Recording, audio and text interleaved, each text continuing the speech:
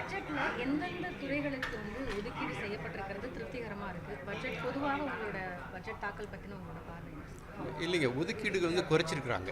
அதாவது இப்போ இந்த பட்ஜெட் வர நிதி ஆண்டுக்கு, இப்போ உள்ள நடந்துட்டு இருக்க நிதி ஆண்டு 24-25 இருக்குல்ல, அதற்கு ஒதுக்கீடு இப்போ ஜூனில் பண்ணாங்க இல்லையா, அந்த பட்ஜெட்டில் என்ன ஒதுக்கீடு பண்ணாங்களோ அதில் 1,00,000 கோடி ரூபாய் குறைச்சிருக்கிறாங்க ஒட்டுமொத்த பட்ஜெட்டில்.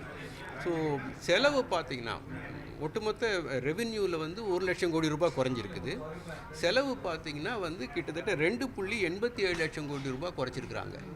இப்போ இன்றைக்கி நம்ம சந்திச்சிட்டு இருக்கிற சுச்சுவேஷன் பொருளாதார வளர்ச்சி கீழே போயிட்டுருக்குது, விலைவாசி உயர்வு இருக்குது, வேலையில்லா திண்டாட்டம் அதிகமாக இருக்குது, சாதாரண மக்களுக்கு நுகர்வு குறைஞ்சிருக்குது, தனியார் முதலீடு இல்லை. இந்த நேரத்தில் அரசு முதலீடு செய்யணும், நுகர்வை ஊக்குவிக்கிறதுக்கு அவங்களுக்கு வருமானம் கையில் அவங்களோட டிஸ்போசபிள் இன்கத்தை அதிகப்படுத்தணும் அப்படிங்கிற மாதிரி எதிர்பார்ப்பு இருந்தது.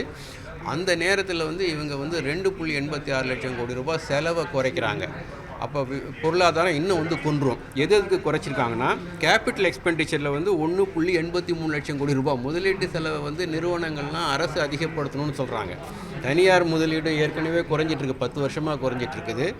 இவங்க தனியார் முதலீடை ஊக்குவிக்கிறதுக்கு தான் டேக்ஸ் கன்செஷன் 19 கொடுத்தாங்க, அது எதுவும் நடக்கலை. இப்போ அவங்க என்ன சொல்கிறாங்க, தனியார் எங்களுக்கு பொருட்கள் விற்கல, நீங்கள் தான் முதலீடு செய்யணுங்கிறாங்க.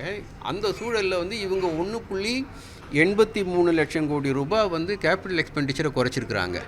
அது இல்லாமல் ஸ்டேட் கவர்மெண்ட்ஸுக்கு கொடுக்கக்கூடிய சென்ட்ரலி ஸ்பான்சர்டு ஸ்கீம்ஸ் இருக்குல்ல, அதுவும் ஃபைனான்ஸ் கமிஷன் கொடுக்கக்கூடிய கிராண்ட்ஸையும் 1.04 லட்சம் கோடி ரூபாய் குறைச்சிருக்காங்க.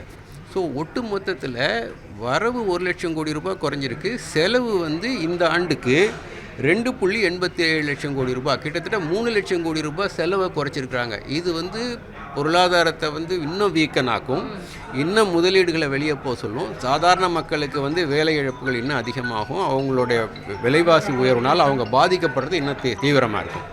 இப்போது இதில் குறிப்பிட்ட சில மாநிலங்களுக்கான திட்டங்கள் அப்படிங்கிறது அனௌன்ஸ் பண்ணப்பட்டிருக்கு சார். பீகாருக்கு நிறைய ஸ்கீம் சொல்லியிருக்காங்க, தமிழ்நாடு சார்ந்த திட்டங்கள் எதுவுமே இல்லை அப்படிங்கிற ஒரு விஷயம் இருக்குது. அதை எப்படி பார்க்குறீங்க? இல்லை, தமிழ்நாட்டுக்கு நீங்கள் புதுசாக திட்டங்கள் கூட கொடுக்க வேண்டாங்க. 100 நாள் வேலைவாய்ப்பு திட்டம் சென்ட்ரலி ஸ்பான்சர்டு ஸ்கீம், அதில் தமிழ்நாடு தன்னுடைய பங்கு 40% கொடுக்குது, நீங்கள் 60% கொடுக்கணும். அதை இழுத்து வச்சிட்ருக்குறாங்க.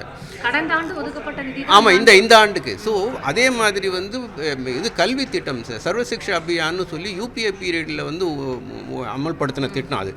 அதற்கு ரைட், இது ரெண்டுமே ரைட் பேசிஸில் உள்ளது. சாதாரண மக்களுக்கு உரிமை. இது அந்த உரிமையை கொடுக்கறதுக்காக இந்த திட்டம். உங்களுக்கு கல்வியும் வேலைவாய்ப்பு 100 நாள் வேலையும் உரிமைன்னு, உங்களுடைய உரிமைன்னு சொல்லி அந்த திட்டத்துக்கு நிறுத்தி வைக்கிறாங்க. கல்விக்கு நீங்கள் 3 மொழி கொள்கையை அமல்படுத்தினா தான் நான் தருவேன் அப்படின்னு. இது சென்ட்ரலி ஸ்பான்சர்டு ஸ்கீம், பார்லிமெண்ட்டில் அப்ரூவ் ஆகி மாநில அரசு 40% வைக்குது. It's a legitimate right of the states. அந்த இதையே கொடுக்கல. ஸோ அப்படி இருக்கிறப்ப புதுசாக கொடுக்குறாங்கன்னு எதிர்பார்க்கணும்.